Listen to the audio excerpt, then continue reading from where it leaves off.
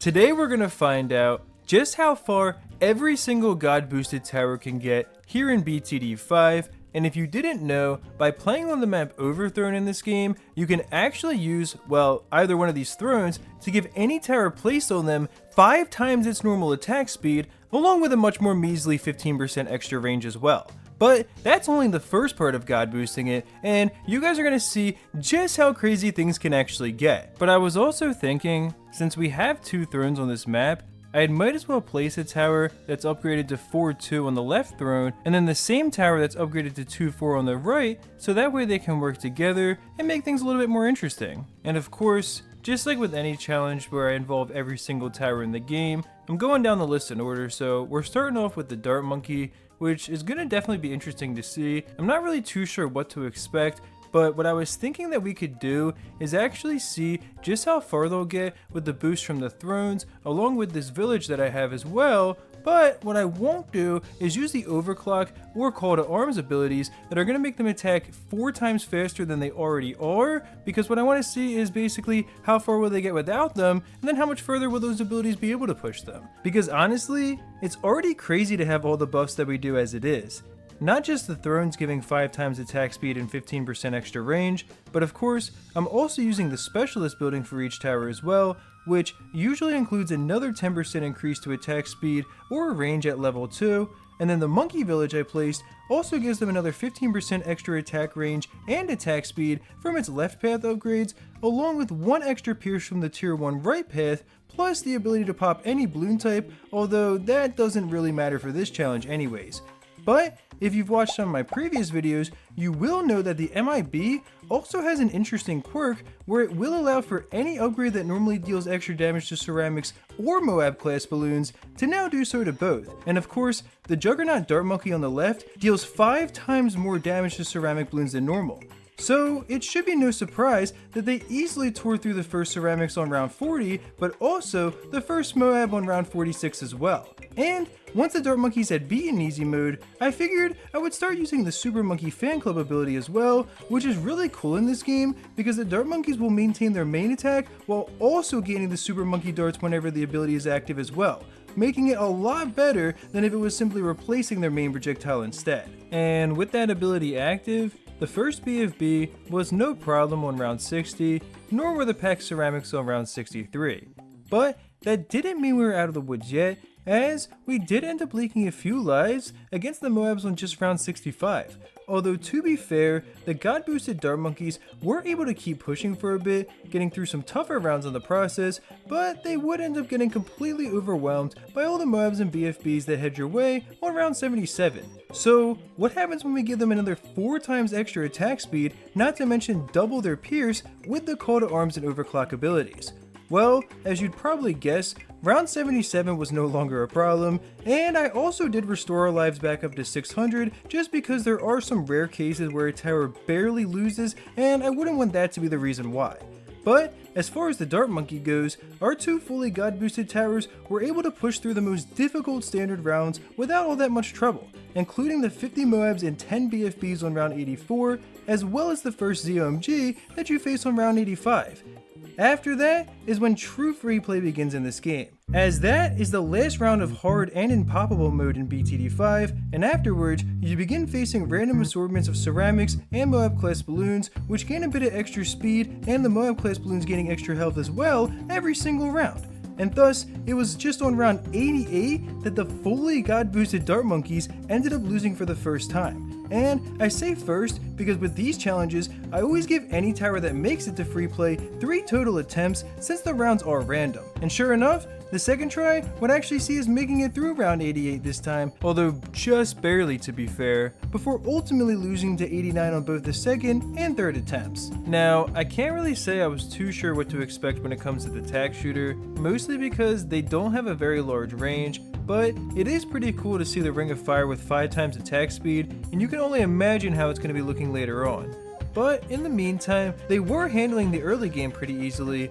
However, I have to say that honestly, it looked like the Tack shooters had a pretty tough time just dealing with the first ceramic balloons on round 40, and then the first Moab got even closer to the exit. In fact, the Tack shooters barely even beat easy mode without having the call to arms or overclock in play, losing a few hundred lives on round 50 itself, a good amount more on round 51, and then ultimately getting taken out by just round 52.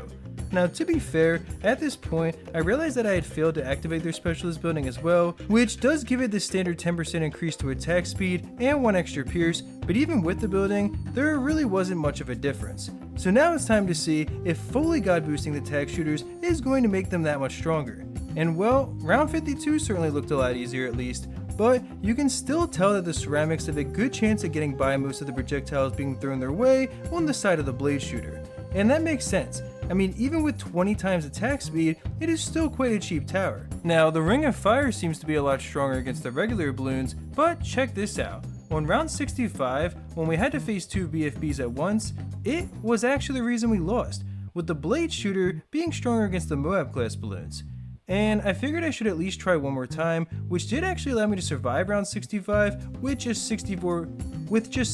lives remaining, and honestly that kinda sucks because I know the engineers I have to use for their overclock abilities might be playing a real factor in a case like that with the little bits of damage that they're doing, but even so, the Tack shooters didn't get much further anyways, ultimately losing to round 72. And now we're going from dealing with the small range to literally having infinite with the sniper monkeys, which I honestly expect to perform pretty well, not just because of that, but also because I'm thinking that the cripple Moab on the left throne should really do a good job at, well, crippling the Moabs. It was also quite promising to see how the 2 snipers were absolutely destroying the early game, not even allowing balloons to make it on screen basically. And with the 3 times faster rate of fire, it's actually the other sniper monkey that's getting most of the pops currently. Now, the first Moab did sort of get to make it on screen, but basically posed no threat. Well, it literally did nothing, nor did the first BFB either, which is definitely thanks to the fact that the cripple Moab can permanently stun them and inflict a huge amount of damage as well. So at this point, you can imagine I was feeling pretty confident in my guess about the god boosted snipers performing well. But to be fair, round 63 was already exposing their weakness at dealing with large quantities of balloons. And sure enough, while they did continue pushing forward from there, the dense wave of Regro ceramic balloons proved to be way too much for them to handle in round 76. And I won't pretend like things got very interesting once they were fully god boosted either, because the sniper monkeys were only able to get through round 85 before failing to the first round of free play 3 times in a row. And I know you guys would like me to try setting the cripple Moab sniper to strong instead of first, which I also did, but that unfortunately made no difference. However, I am super curious about the Boomerang monkey, mainly because the glaive ricochet specifically can get pretty insane. And you'll know what glitch I'm talking about if you've seen some of my previous videos, but essentially, you can increase the amount of boomerangs that a glaive ricochet spawns by adding extra pierce to it, not to mention that the Boomerang specialist building literally has the perk of allowing it to throw a second boomerang as well. So yeah, I was expecting a lot here, but there is one important thing to consider, which is that both Boomerang monkeys struggle considerably with fast moving space targets, as you can see here on round 54 and again on round 59. Thankfully, the BFB moves slowly enough for them to actually just barely defeat that in time, but on round 64, the Boomerangs would ultimately get taken out. However, with the additional 4 times attack speed granted by the call to arms and overclock, not to mention the CTA doubling pierce as well, they had a much easier time tearing through the Moabs on round 64 this time, and beyond that, the preceding rounds were quite easy now as well. However, this time, it would be the first ZOMG itself that simply could not be defeated, despite me being super close here as you can see. So, I tried using the turbocharge ability a bit sooner, just before it could actually begin attacking the ZOMG, which I know sounds counterintuitive, but what I'm thinking is that we'll get to use the ability for a longer duration against all the weaker balloons, since the cooldown will also end sooner as well. But this also just barely didn't work either, so finally, I tried moving the boomerang that was on the left throne to be as far left on the throne as possible, thinking that way it could get some extra hits on the ZOMG, but this also didn't make the difference either. And I wouldn't normally do this, but I just really wanted to see the Boomerang make it to free play because it should actually be stronger against groups of Moab class balloons than it is against a single target. So I switched the side that each Boomerang was sitting on, hoping the turbocharge could deal more damage to the ZOMG early on, and it was just barely enough of a difference for us to actually survive with a couple hundred lives remaining. But alas, I was then immediately disappointed by them losing to round 86 with its 2 space ZOMGs, which just seemed to be the biggest enemy of this tower, and probably most of them for that matter. However, on the second try, they did actually get through a few more rounds since we didn't have to face any ZOMGs, but then lost to round 89 when there was 5 of them, which disappointed me because I thought that the big group of balloons that came with it was going to make them easier to shred through. But finally, on our third try, the Glaive Ricochet actually got a bit of a chance to show up against these ZOMGs right here and shred them down a lot more easily. But some super ceramics still slipped through the exit and ultimately took us down here. Now we're moving on to the Ninja Monkey, which I'm hoping to see a pretty solid result from, because I'm thinking that the Bloon Jitsu should be really good at dealing damage to both the Moab class balloons and all the smaller stuff, while the Flash Bomb can also stun all the smaller balloons and prevent random leaks during the earlier game. Not to mention that they have a pretty strong activated ability as well, able to slow down all newly spawned balloons, including Moab class, by 50% for 15 seconds. And sure enough, this God boosted combo turned out to be quite powerful indeed, easily tearing its way through the first BFB, the packed ceramics of round 63 and 76, and even the army of Moabs and BFBs on round 84. But do you want to guess what they couldn't beat? Well, honestly, the Ninja Monkeys did get super close against the first ZOMG, and I figured that with a properly timed slowdown, they could actually defeat it. But the one problem is that the ZOMG moves so slowly, you barely get any extra damage on it before it's already back to moving normal speed again. And using the ability again does not make it slow down anymore since it only applies to newly spawned balloons. But we actually did survive this time, and just barely with 288 lives remaining, so I knew that facing multiple ZOMGs on round 86 was going to spell our doom.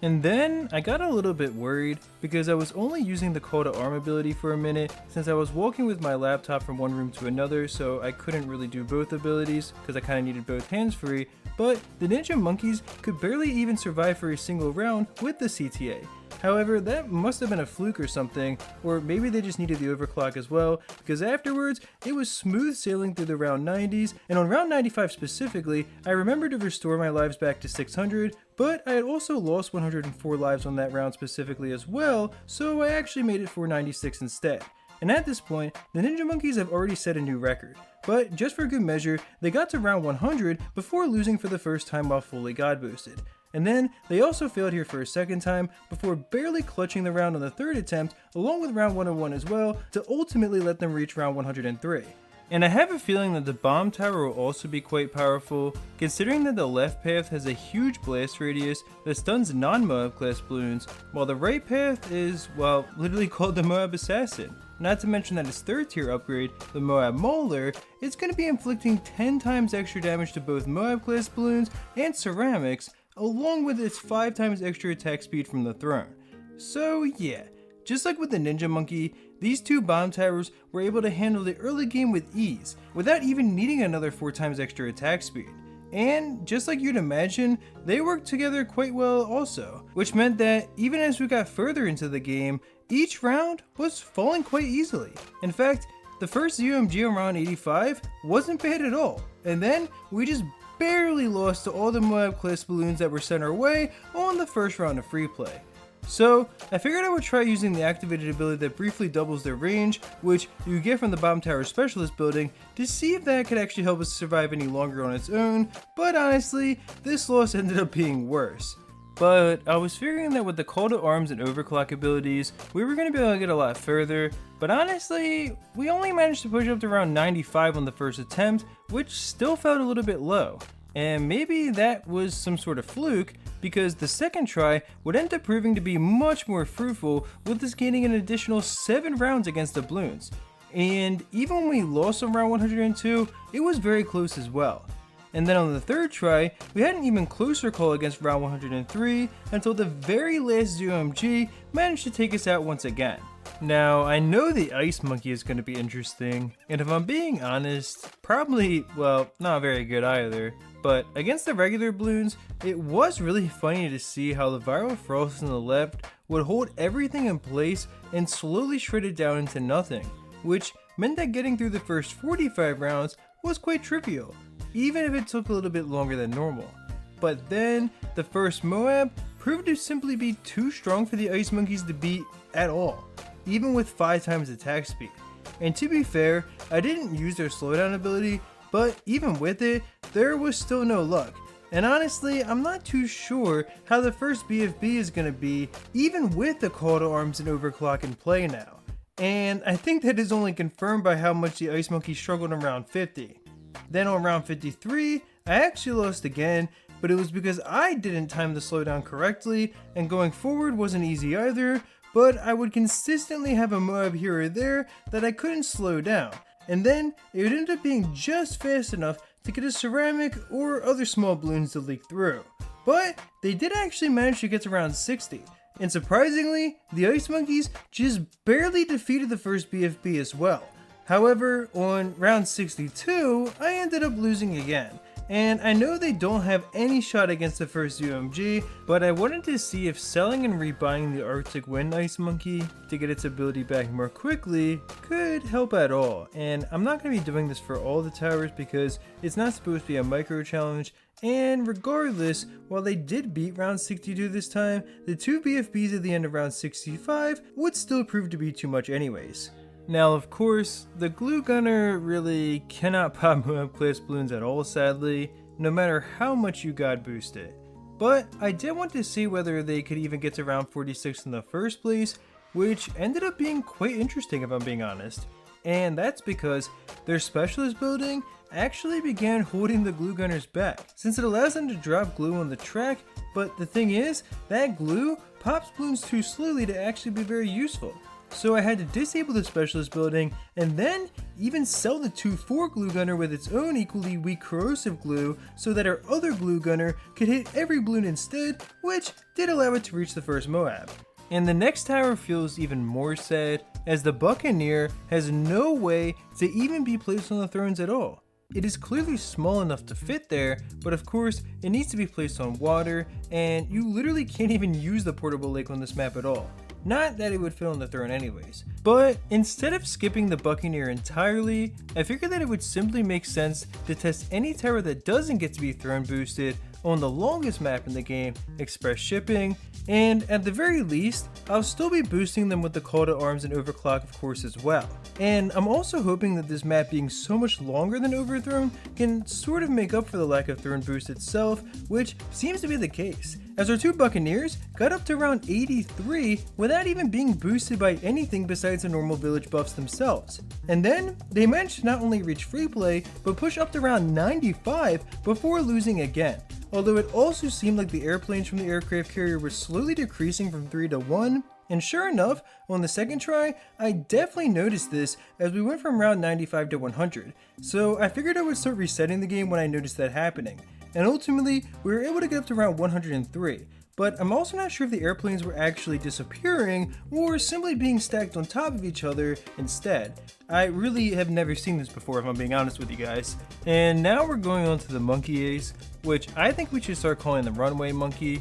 If you know, you know. But this simply cannot fit on the throne because, well, its runway is too long. But even in the center of Express Shipping, they also perform quite well, easily tearing their way through round 85. And this makes sense, considering that the extra Pierce from the Monkey Fort upgrade actually has an interesting interaction with a lot of explosions in this game, which, of course, the fans of this channel have heard several times recently, but basically, certain explosive projectiles, like the rockets sent from the Spectre, will actually be able to double their explosions if they hit multiple balloons, making it an incredibly valuable tower when you also consider the chance of double Pierce from the Monkey Lab as well. Not to mention that the Ground Zero ability is also incredibly powerful, dealing 350 damage to any balloon on screen, which of course is an instant destruction for smaller balloons, but also a solid amount of damage to the Moab class as well. And thus, the Monkey Aces ended up being able to get to round 93 before I even began fully boosting them,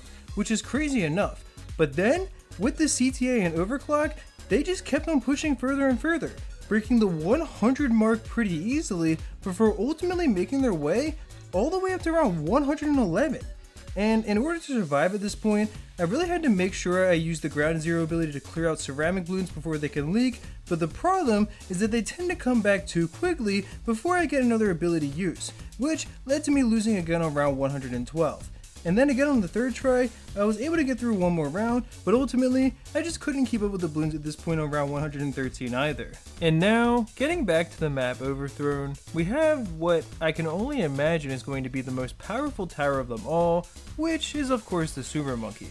And I figured that in the interest of making the temple truly as god boosted as possible, I would give it all the sacrifices it needs to gain extra projectiles as well. And here's the interesting thing, which I want to give a huge shout out to Nico on Discord for actually making me aware of. But the Super Monkey's main projectile, the Plasma Beam, cannot be made to attack any faster by being placed on the throne. However, it will actually go from dealing damage at a rate of just over once every 4 frames to the maximum of once every single frame with the help of the call to arms and overclock later on. And if you guys want to check out their Discord server, they actually have an entire community dedicated to modding this game. It's not something that I really know how to do, but I know a lot of you guys are smarter than me and would probably appreciate that. And just to be clear, the throne does make all the other sub-projectiles fire more quickly, which of course is making a difference. And with the technological terror as well, the Super Monkeys went out of their way to blow every other tower out of the water thus far, tearing their way past round 100, 110, 120, and even round 130, before finally losing for the first time to round 133.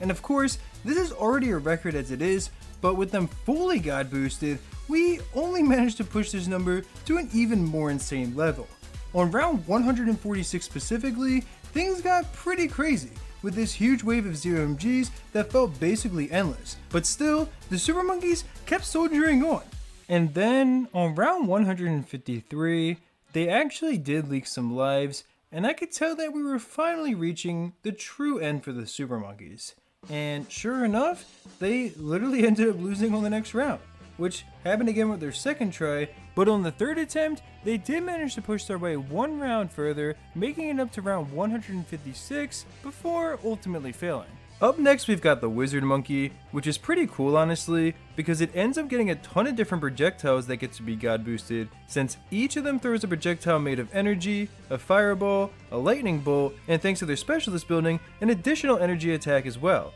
Not to mention the left path throwing out tornadoes, and the right path with its dragon's breath. And thus, it shouldn't be too much of a surprise that the Wizard Monkeys dominated the early rounds, although I would be lying if I said I wasn't surprised when they actually survived the first ZOMG as well. And then, on round 87, they also clutched up again, before ultimately failing on round 88. But the Wizard Monkey is sort of like the opposite of everything we've tested before, because it did very well for not having the call to armor overclock, but with it, they only made it up through an additional 5 rounds, losing to 93. And the second try wasn't much better either, only allowing the Wizard Monkeys to push one round further, which is where they failed on their third attempt as well. Now, I wasn't quite sure what I wanted to do with the Monkey Village, but after a bit of consideration, I decided to put a 4-2 energy beacon on both of the thrones, considering that the other path is the call to arms, which of course we already used to boost towers, plus it can't attack balloons either. Now, if I'm not mistaken, the energy beacon attacks so quickly that the call to arms and overclock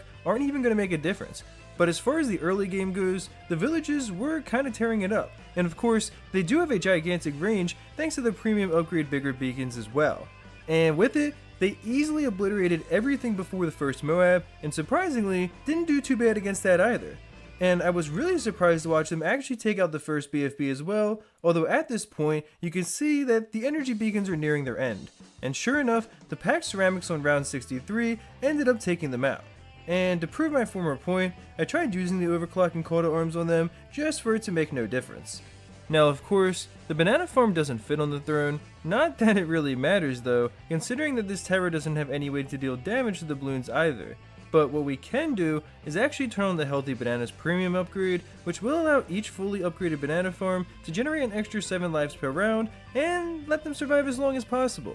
Of course, this won't be very long at all, with them already in a net negative for lives on round 1, but I did find it interesting to watch the BIA gain money each round before getting to the max of 20k at the beginning of round 9. and as you can tell, our life count certainly wasn't as grand, with there just barely not being enough blue balloons on round 10 to diminish the rest of them, and it goes without saying that round 11 took us down. And I'm also not too sure what to expect from the Mortar monkey, which cannot fit onto the thrones either, unfortunately. However, it does at least have the ability to, well, attack the balloons, and beyond that, they can also now target them as well, thanks to a perk from the Mortar monkey specialist building. So, with that in mind, they did a good job of tearing through the early balloons, because the big one deals 5 damage while having a large blast radius as well. Not to mention that the regular balloons also get briefly stunned by the mortar's explosions, another perk from their building. The artillery battery mortar also has an activated ability that can stun everything, including the Moab class, which comes in quite handy as well, especially with express shipping being such a long map.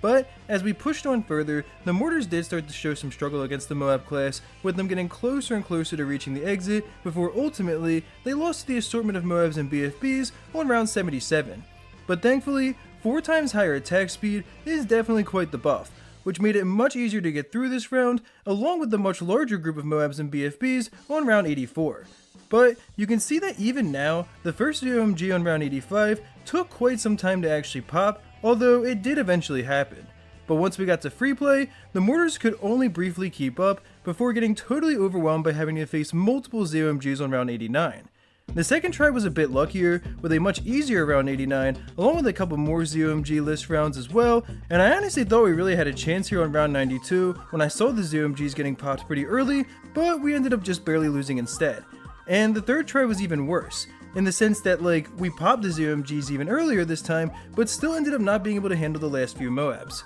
However, I am expecting quite a bit out of the Dartling gunners, with the Monkey Fort glitch affecting the balloon aerial denial system on the right, which has a ton of explosive rockets to be duplicated, along with the Ray of Doom there to clean up the weaker balloons as well. And I just have to say, I also never noticed how the Bad's activated ability seems to have heat-seeking missiles as well, but I'm guessing that's what they look like when there aren't many targets to focus on directly in front of the Dartling gunner. And as far as their power goes, well, during the early game, the Dartling gunners were tearing everything up, and I really had a lot of confidence in them at this point. But then, against the first ZOMG, a single ceramic balloon actually managed to leak. Now, I was hoping that with the Pierce glitch on the bed, we might actually perform better against multiple ZOMGs with the duplicated missiles increasing our overall damage per second, but on round 89, that was shown not to be the case when we ended up just barely losing instead.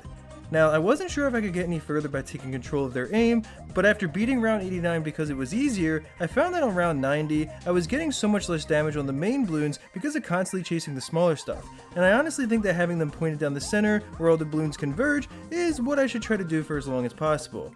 Then I also realized that the Ray of Doom is basically doing nothing in terms of pop count, so what I really need to do is have the Bad pointed in a more dominant position as well. And it also becomes a pretty tough balancing act when you do control them in situations like this, where you want to deal damage to each group of ZOMGs early, while also making sure to catch anything that might try to leak as well. And this led to me losing some lives on round 97. But from that point, I really did my best to focus on catching everything, and also, I just have to say, I never really realized how powerful the Bad's activated ability can get either. But with that being said, the fully god boosted Dartling gunners did manage to beat round 100, but unfortunately would end up losing to round 103 because I had to chase for so long and ended up getting overwhelmed, and they couldn't beat that round with their second or third try either. Now honestly, I'd be lying if I didn't say I had expected a little bit more there, and I know beating round 100 is nothing to scoff at in this challenge, but still I just really thought that the Bad was going to be absolutely broken, but it's also a more skill based tower, so yeah, that's on me for not being good enough.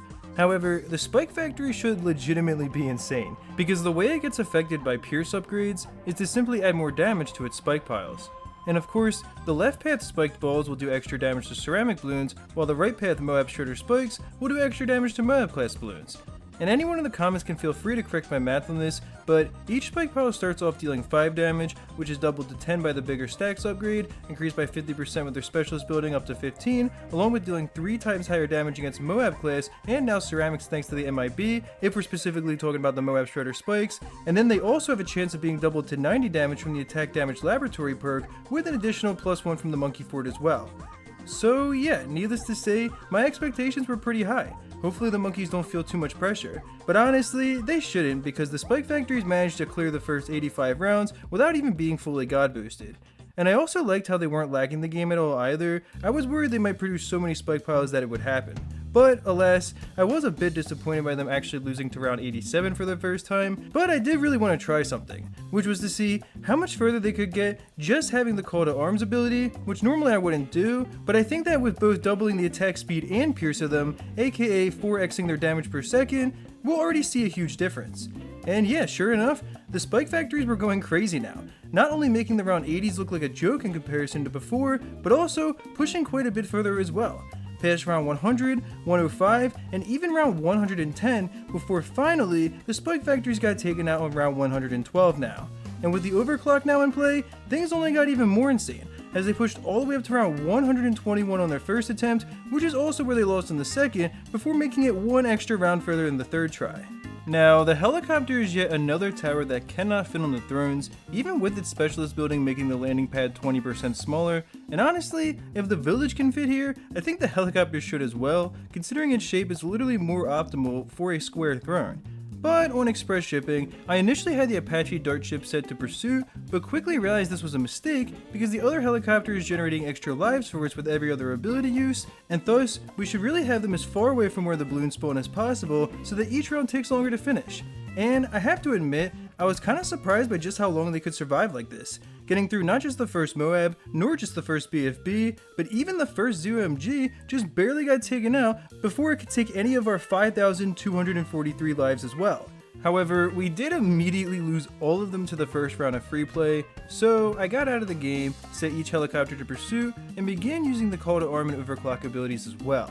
And they're honestly a lot better than you might expect, even without getting to be throne boosted, as the helicopters quickly became one of our most successful towers, managing to beat not just round 100, but also round 110 as well, putting it amongst the select few champions. But on round 111, we did leak a lot of lives because the pursuit mode kinda goofed and didn't really chase these ceramics in time, so I slowed down the game and took control of them myself. And it wasn't perfect, but I managed to squeeze out a few more rounds before we ultimately lost to round 114, where I have to say, it was insane to watch nearly 9,000 lives get wiped out instantly. Now, the engineers are super interesting to God Boost, since they not only attack faster themselves, but much more importantly, they will also spawn their sentries more quickly as well. So we basically have a bunch of highly powerful nail guns to protect the exit in addition to our main engineers as well. And as you can imagine, this amount of defense had a pretty easy time of tearing through the early game. Beating easy mode was no problem at all, of course,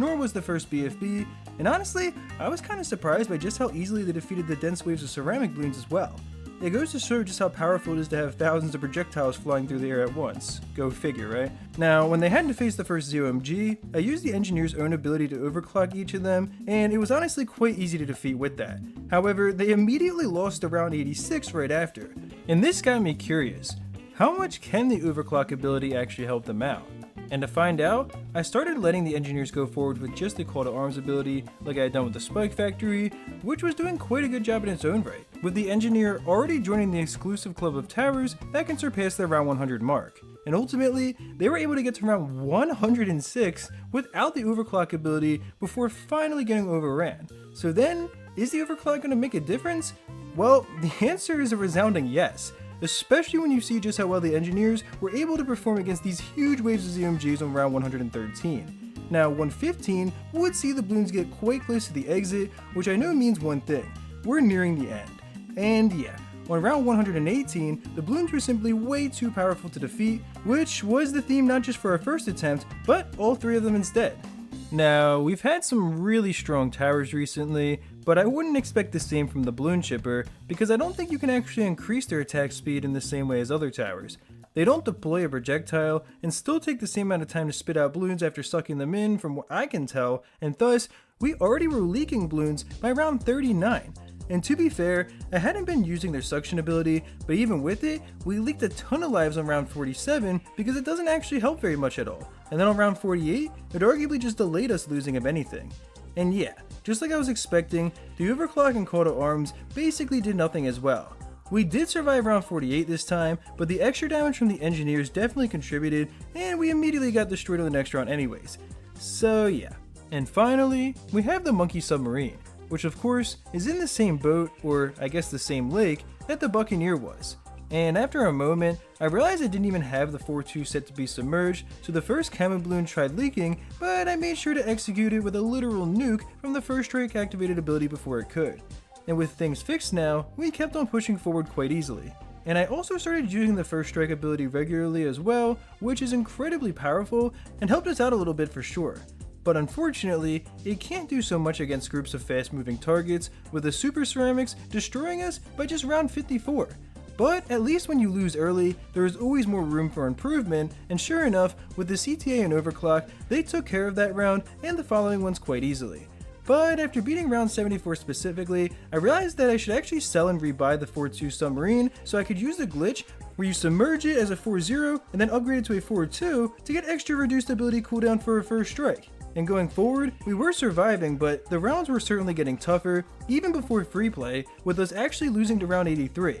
But I don't think I timed the abilities well enough, and with better timing, I was able to keep on surviving here, and didn't end up losing again until they got overran by everything on round 87. And on the second attempt, I made sure to reset the submarines so the glitch would be active again, but they lost again to the small balloons on this round regardless, which also happened on the third attempt as well. And there you have it, every god boosted tower here in Bloons Tower Defense 5. And if you enjoyed this video, nah, I'm just kidding. Here's the leaderboard first before you head out. If you're still here, I really appreciate it as well, but it's pretty obvious that the Super Monkey was far and away the best tower of this entire challenge, and I mean, what's a god boost to a sun god exactly? Well, clearly quite a lot. And the only other tower to make it past round 120 was the Spike Factory, with then several towers getting into the 110s, along with a 4-way tie at round 103 specifically, because those were the only 4 towers that made it between round 100 and 110, but with that in mind, you guys can pause if you want to see every tower and how it did. And this is truly the end of the video, but if you'd like more content, there's an entire playlist just waiting for you, filled with BTD5 challenges that I've done before.